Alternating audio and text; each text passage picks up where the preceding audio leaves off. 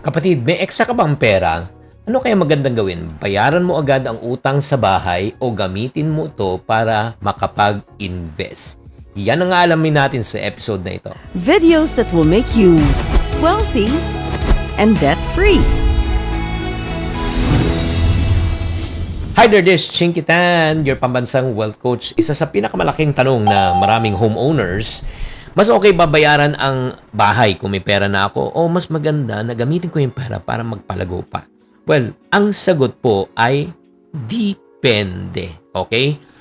When you say depende, paano ba yan, Chinky? Kaya nga today, I'm going to explain to you ang mga pros and cons and best strategy para sa iyo.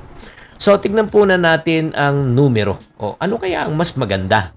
Bayaran mo ng bahay? O, ito po Pag binayaran po natin ang bahay, kasi mas mababa po ang total na interest na babayaran mo sa utang, mawawala syempre yan kung magkano interest. As a matter of fact, kung napapansin nyo kung nagbabayad kayo ng 10,000 pesos per month sa monthly mo, almost 6,000 or 6,500 na pupunta sa interest. Yung principal, kaunti lang po siya, more or less 30% lang po o 20% lang nababayaran. Number 2, ang kagandahan din po, pagka binayaran mo na agad ang utang mo sa bahay, guaranteed returns. Hindi ka na may kailangan mag-alala sa babayarin mo at saka interest rate. Number 3, syempre, mas mabilis na matapos ang loan. Kaya secure ang finances mo. What if, Chinky, ang diskarte ko, gusto ko muna mag-invest. Okay. Kung gusto mo mag-invest, make sure po, dapat mas mataas ang potential na kikitain ng pera mo kumpara sa babayaran mo. Sample, ang home loan mo nasa 8%. Pero may makukuha kang interest, nakikita ng 12 to 15%. Ulitin ko babayaran mo, ang home loan mo 8, pero ang kikitain 12 to 15. So, 12 minus 8, kita ka pa ng 4%. Tama o mali? So, mas maganda na gamitin po natin ang pera natin, i-invest po natin, kahit bayaran natin, kikita pa ng extra 4% ang ating pera. Number 2, syempre naman, kung nag-invest ka, kung maganda ang interest, na safe syempre, mas mabilis na mag-grow ang iyong pera. Number 3, mas flexible. Ang kagandahan din, kasi kung may pera ka, hindi nakatali yan. May access ka sa pera, di ba? At the same time, anytime you need the money, nandun siya. Kaya mga ka-friendship, titignan po natin kung ano ang mas mataas. Pero, hindi lang naman numbers ang pinag-uusapan natin pagdating po sa pera. Tatanungin din dapat natin ang ating sarili, ano ang magbibigay sa inyo tinatawag na peace of mind. Ulitin ko, peace of mind. Oo. Number 1, mas peace of mind kung bayad ka na ba. Wala ka nang iniisip, di ba? Mas simple ang buhay. Mas meron tayong tinatawag na kahit na mawala ng income mo, wala ka nang iisipin. Di ba?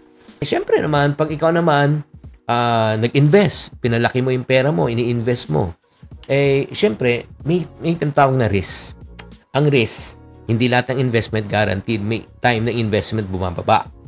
And number 2, siyempre naman, ang kagandahan din naman, di ba? Kung nag-invest ka, okay, isa rin, pag ni-invest mo, kailangan po, iisipin po natin na alam po natin ang ating ini-invest. Huwag lang kayo papasok sa investment na hindi nyo alam. Baka imbis na kumita kayo malugi o kaya mas scam pa kayo.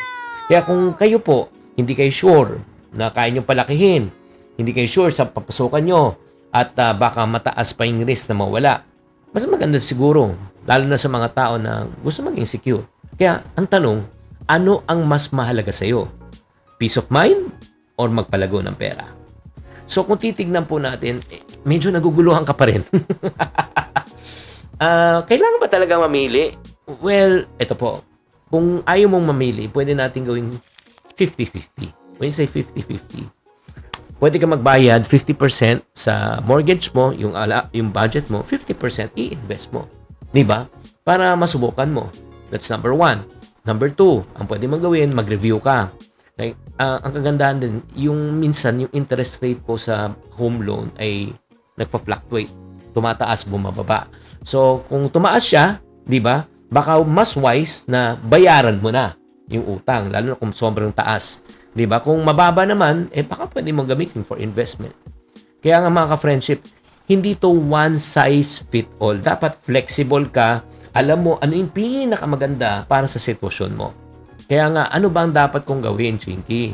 Diba? Again, bago ka mag-decide, gagamitin ko ba talaga na bayaran ko na ng buo yung bahay ko para walang sakit ng ulo o gagamitin ko yung pera pang invest? Number one, again, depende sa factors ng numero. Kung mas mataas ang pwedeng kitain ng pera sa investment, pwede i-consider. Number two, kung mahalaga sa inyo ang tinatawag na peace of mind, no, na wala ka nang iisipin sa babayarin, di ba? So, bayaran mo na. Number three, pwede ring balanse. Pwede ring hatiin, 50-50. Kaya in ending, ano bang tama? Walang tamang sagot. Depende yan kung ano yung pasok sa iyo. Kaya anong tingin mo? Ikaw, mas wise, bayaran agad ang bahay o mag-invest muna? Bakit? Pakitype na lang sa comment section, mga ka-friendship. Sana naman nakaliwanagan na ulit kayo dito.